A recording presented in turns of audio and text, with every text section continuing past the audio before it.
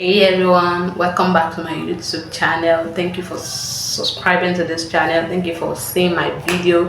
Thank you for the likes and the comments and your time so far. Thank you for making it engaging for me. Today I promise to upload the concluding part of my video. Then I'll be doing it today. So without wasting much time, let's dive into it. So prior to my last video, we stopped at when I told you I had my husband to be there and pray for him. I pray for him that the favor of God will locate him. Of course, the favor came. So before we pick a date for our wedding, actually it was called for work. Yes. Are you listening to what I'm saying? Yes, it was called for work. We thank God that the work came, left for work. So we were planning on the phone for the wedding and the wedding like that. So while I was at home, it was at work. I was here settling some bills, some of the things we needed for the wedding. We're settling it. We never informed any family, just for men not to take the glory of God on our head. Then I try to match my faith with his faith so that things could work together. I want us to know that in every situation you are passing through as a couple or incoming couple, or you are trying to do one thing or the other, the Bible said that can two come together except they agree. If you do not agree, nothing can come out of it. Nothing can really work out like that. I believe in life is issue of relationship, marriage or no marriage. It should be between the man involved and the woman involved. I do not think that there's any ideal man or ideal woman for any man to stick with. But I believe one thing, that if two opposite sex should come together, that they are getting married or settling down, there are decisions they have taken. There are some kind of discussion that have taken place before they arrive at that particular junction, or before they arrive at the point of telling parents that I want to get married, this is our plan, is that this, blah blah blah blah blah, like that. Then one more thing, I think relationship should be based on pattern, individual pattern. You are not building a relationship because you want to gain one, you want to build it based on individual profits. No. Though there is a place of complementing each other, there's a place of helping each other to grow, to lean on each other's shoulders, but you are not building that relationship based on your personal interest or what you are going to gain from that person. Is it rich? Is it financially stable? Is it influential? Is it this or that? You are not building the relationship on it. But if you decided to build your relationship on the personal interest or personal gain, be monetary or whichever way you see it, I think you are building it. I know you are building it on a shaky ground. Yes, on a sinking ground, because a time is coming like that. A day is coming. Those things is going to vanish away. You are not going to look back and see those things. And probably if you are going to see those things, I think it should be a value you should be added to the relationship you are building. It shouldn't be from give. I want to extract, I want to absorb from one person. You too, you should have a helping hand that you are dropping. Then secondly, in my last video, I talked about relationship, that if you are going to be building your relationship or choosing a life partner, you should be intentional about it. Trials of faith will come. They will come and try you and try your faith. Like the Bible said, that our faith was going to be tried. Your relationship faith is going to be tried. Whether it can stand the test of time or not, or maybe it will not stand a test of time. Be it ministry, anything you are going to lay hold on in this life, you have to be intentional about it. I laid emphasis on it in my last video, which I think it was the ultimate goal and the reason why the video popped up and came up. I'm so glad that this really helped someone. The person, I'm just so happy that it came up to me this morning. I just feel like, sis, I watched your video and I'm just so blessed. You talked at the right time, as if you were even talking about me. I never knew that somebody was passing through something like that.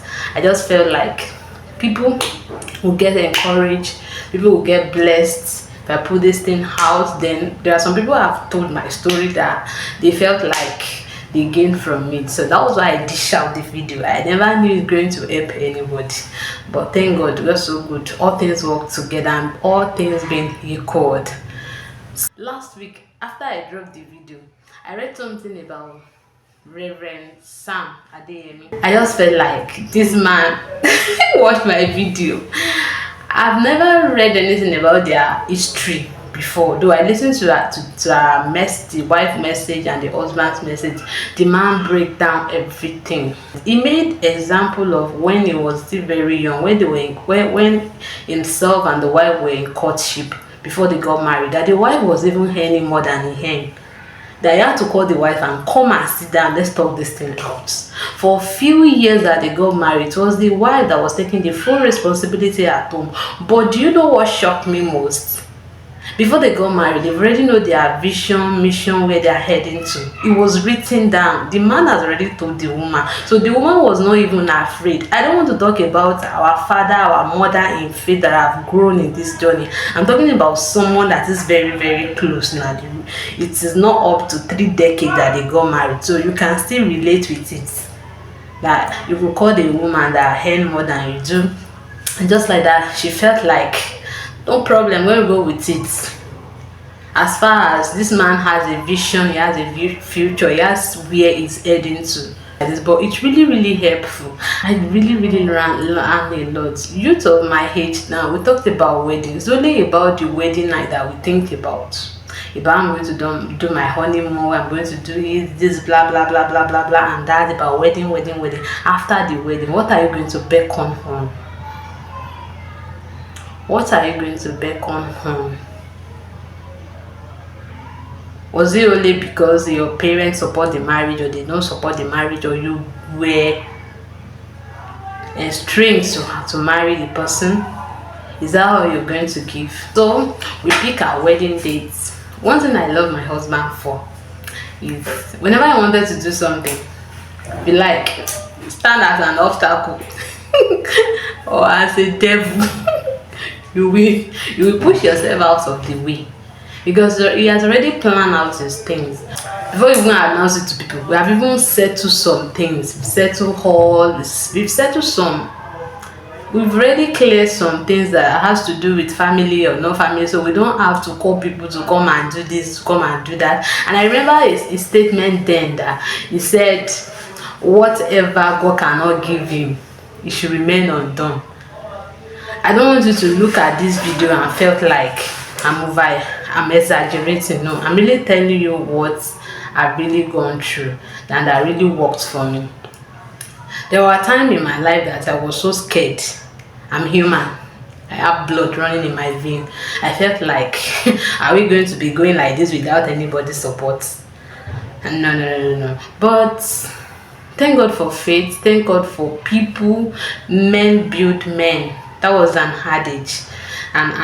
You don't grow in isolation. Some people that I never relate the matter to anybody then, but I relate to people spiritually to just pray for me, advise me. But at the time that they were giving the advice, it come at a real time that I needed. It was so timely for me. So those advices, those words, those books really come at a timely place. So both of us really works together. We build our faith together and things fall in place. Even when everybody came there, they felt like a billionaire. Of course he is. So they were surprised that how do they come about this or that or that. Everything was just so cool and calm like that, with the way we plan it, all things being equal with God. Then fast forward to that time, to the saga or the scenario that was happening before. So, but in our own case, when you are planning for a wedding like that, you're planning for your big day, you should be expecting that family support from here, from there, from here and there and there, most especially from the groom's family. I think the parents should be the most super equal of that family that will be taking care of some things. But in our situation, it was not like that. No. Because earlier on I've been told that I should not marry to him, I should not be married to him, that he will not take care of me, I'm going to suffer, I'm going to go through this or that, blah blah blah blah blah blah. Meanwhile, if I have not seen the video, I'm going to link the first video to this second one at my description box. Just check it through so that you won't be lost, like what she's saying, where she coming from. No, we were at one place before we got here, so you have to listen to that first video so that you can flow with me. We bought some things, we've already cleared half of everything. So when Obi came home, when my fiance, now my husband, came home, so we took it upon ourselves to tell the family that this is the date. All things being equal, mommy accepted. I mean, my mother-in-law, she accepted. She didn't say anything. She was even encouraging us that God will do it. She will be rest assured that she did. But from that in-law, I'm stepmother-in-law. There was no advice, no help. I think the devil was just looking at them that I will see how they will come out of it. We will see how they're going to manage things and put things through.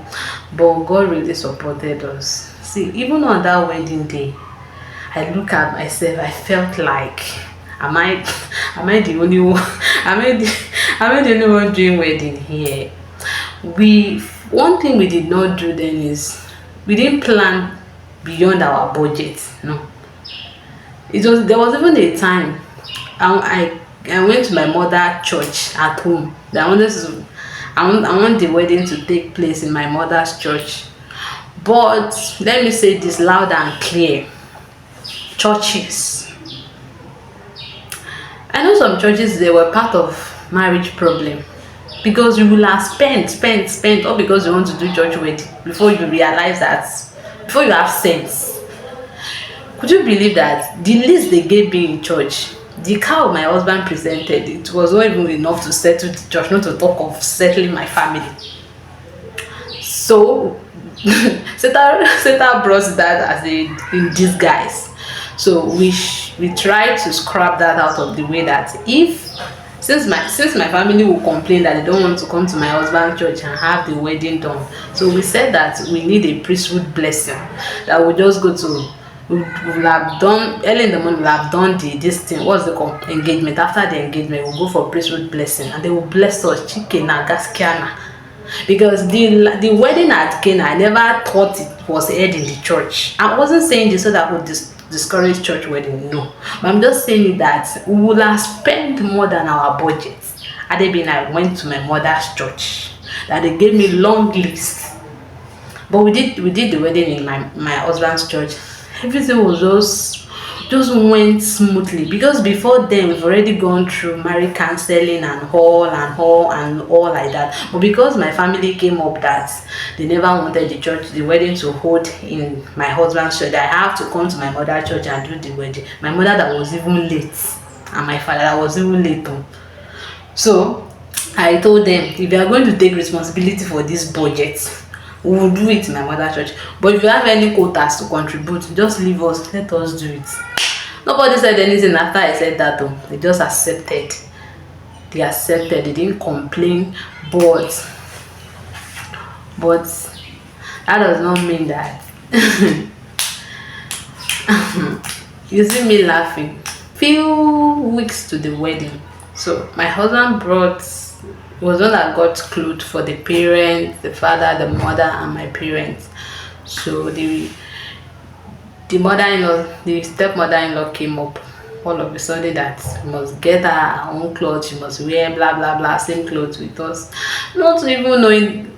She did not even bother to know where we got the money from. Maybe it was even my mother that got the clothes, or the husband parent that got the clothes, I don't know. It got to a point that my father-in-law said one thing, that I will not be coming for the wedding, I will not be doing this, I will not be doing that. Our faith was not shaking. My husband was not even moved from here to there. He was just saying, whether they will like it or not, this wedding will hold, and nobody will fight, nobody will argue. So it takes wisdom. It takes wisdom to handle the situations of life. It takes wisdom. You cannot do it with your own head. You want to get married and you're having opposition from here and there. You think it's just mere highs. Even people that have the money, that have what all it takes to have a wedding done, they are not in a polygamous family. They know what they went through. So crisis came up and down like that. So we settled everything. I don't want this message to be long like the first video. That's why I'm just breaking it. We settled everything. I did one thing then. Anger almost took the best part of me, because people were really tempting my patience. They were even going with the word I was hearing. They were tempting my patience. So I didn't know what to do. I had to call my husband. You know, I told you earlier on in my first video that I didn't tell him anything when they invited me to the half brother's house, talk about this, blah blah blah blah blah blah like that. I had to call him because I felt like he's too gentle for my liking. If you are not the damage they've done to your life, you should be, you should not be supporting this kind of people.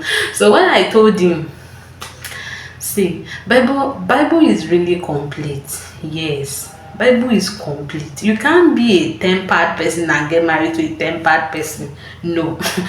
You will be doomed. Yes. When I told my husband, I thought he's going to take it upon himself and fight it out, fight it up and down. Though he's a man, he was really angry. I knew. Though he didn't show it to me, but I knew deep down that he would feel like with the love I showed these people, they were still doing like this.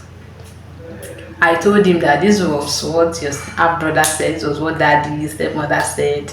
He didn't say anything. He just said, this year I'm breaking limits, so nobody can come and put their problem. I don't break the limits already.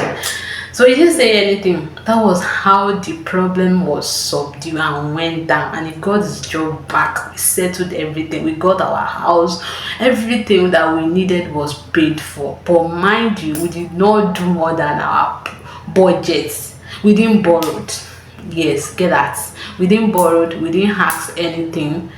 And I want to thank God for the kind of church my husband attended. They really did a lot. They never knew anything we were going through. But while we were preparing for the wedding, they didn't collect any penny from us like this, 5 couple like this. They didn't collect anything. Everything just went smoothly, and we didn't inform anybody. Nobody heard about any situation that was going on. Maybe he was the only one taking the budget on his head, or maybe he was not the only one taking the budget, because no support from anybody. It was literally him alone. Shey, you want to get married now? Go and get married. Let's see your shame. But you see, God cover our shame. He used flesh to cover our shame. Our shame was buried and covered. Even people came there that day, because the glory of the Lord was seen. God himself, he came to entertain us. He came to dominate the wedding that day.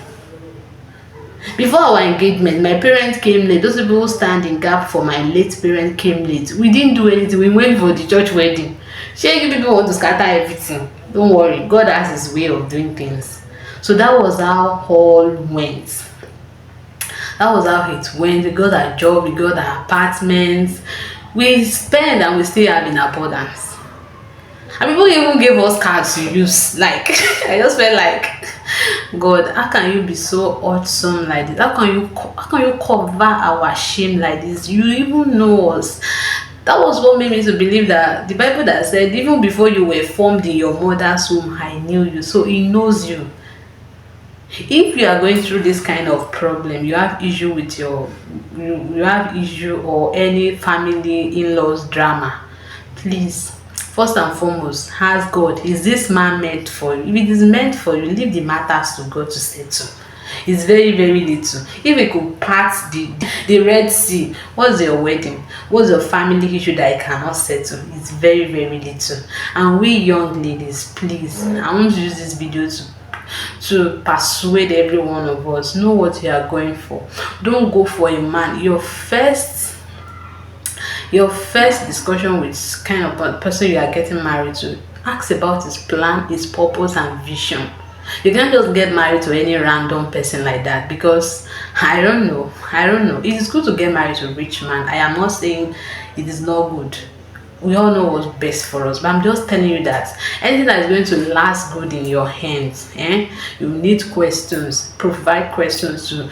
Don't let it be like you need born straight, you need this, you need that. Talk about the future. The future of the children you are bringing to the family should come in place, and don't allow intimidation from anywhere. Don't allow intimidation from your family, from your friends, from anybody. Can I shock you? All this scenario that I just said in my first video and this one, I didn't tell any of my sister. My sister later got to know, maybe from one of his friends. I don't know.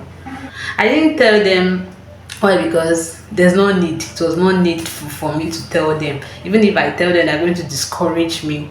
And I don't want a situation whereby we can never tell what can happen in future. I will have bad-mouthed my father-in-law, my stepmother-in-law, half-brother-in-law in the sight of my family. I'm downgrading them, so I don't want that. It is between two of us, so let us trash it out. So that was how I was able to scrap my family out of the issue, even till days none of them knew. And you know what? I forgive and forgive them. Yes.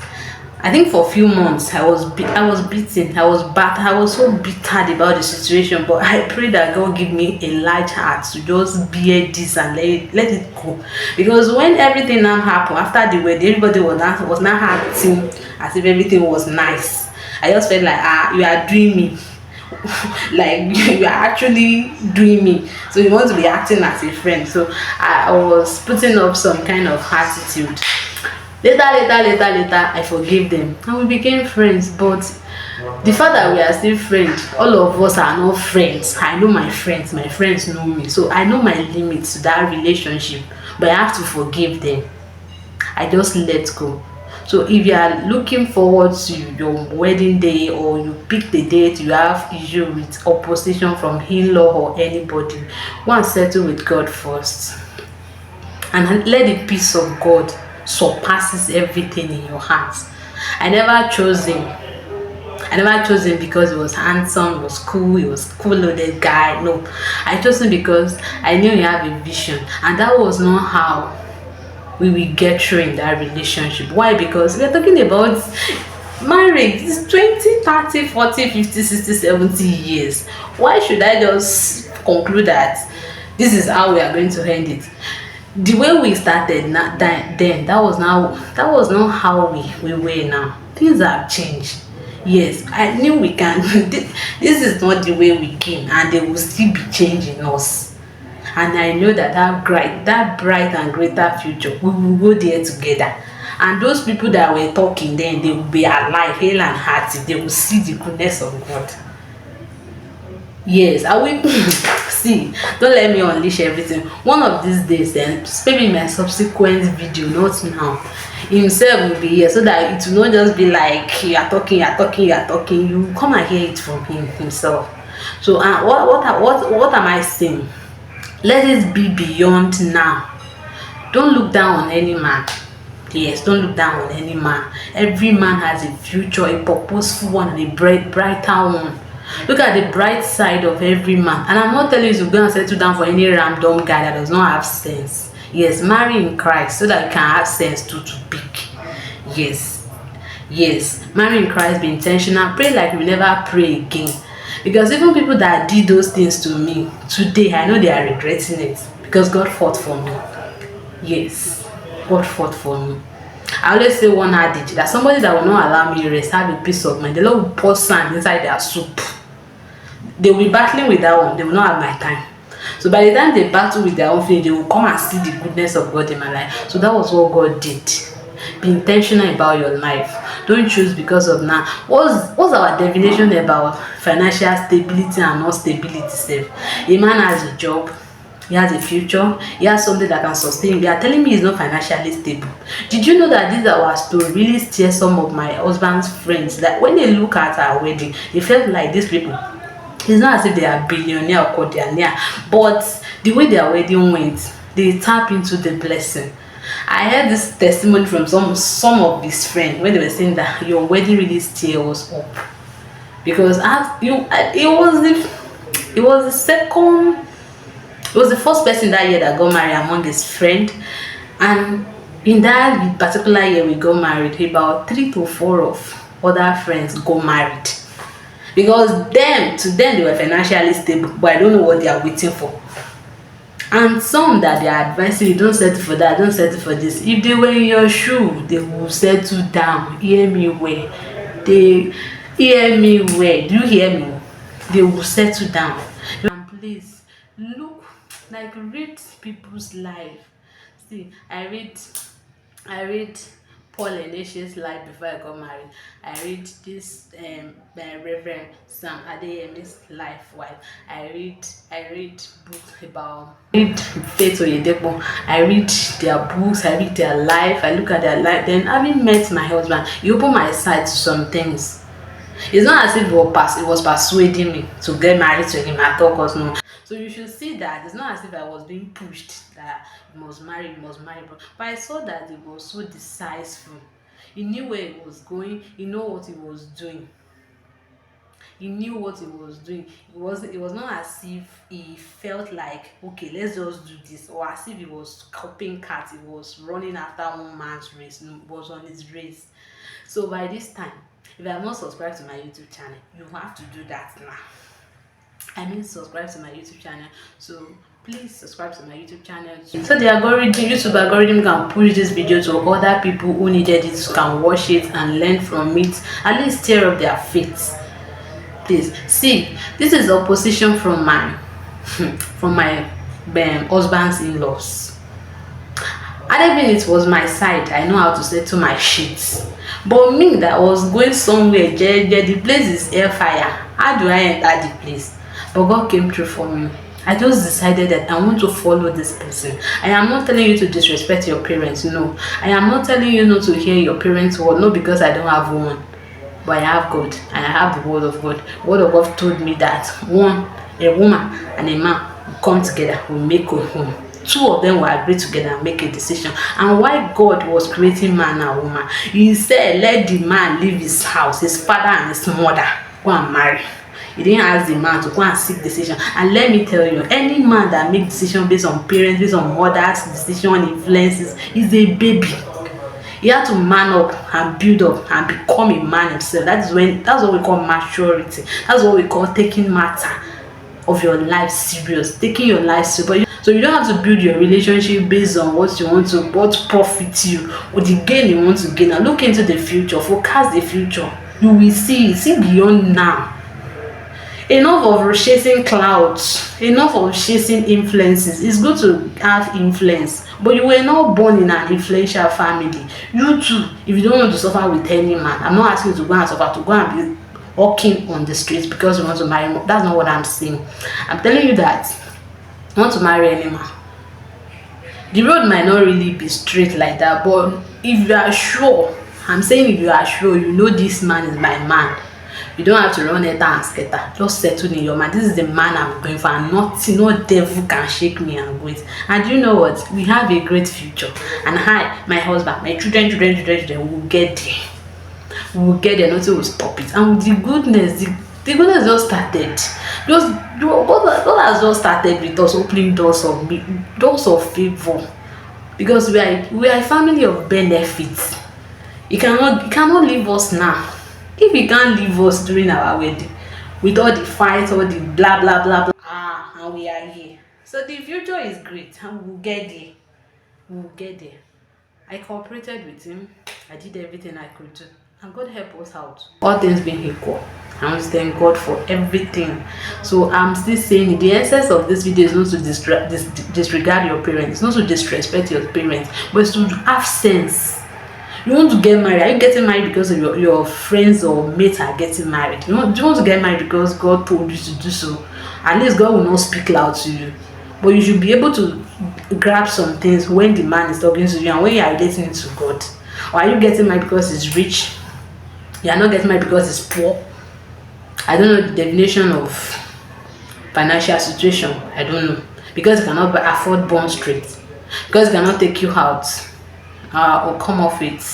You are more than that, and you to be useful to your life. As at this time I was telling you, I know how to bake. I made clothes.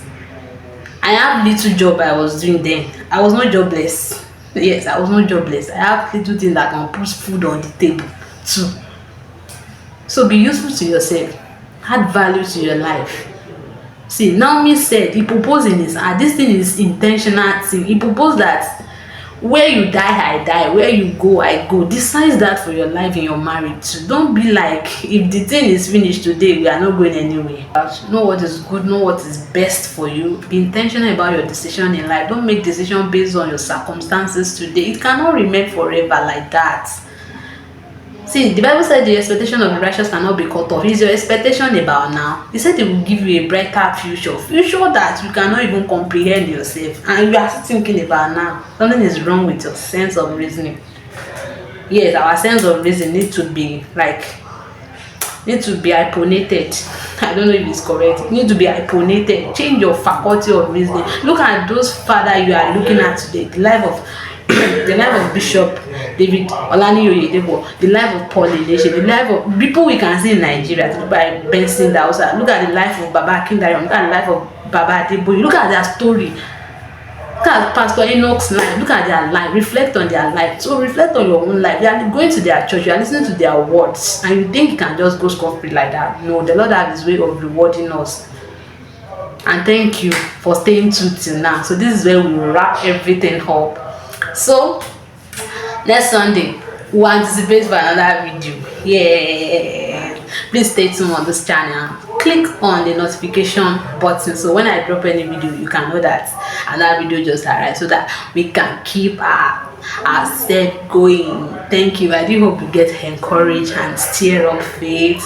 Please pray like you never pray again. You get to know me more. I'll just be detailed. You might not really know my 100% life, but I trust myself. 80%, I got you.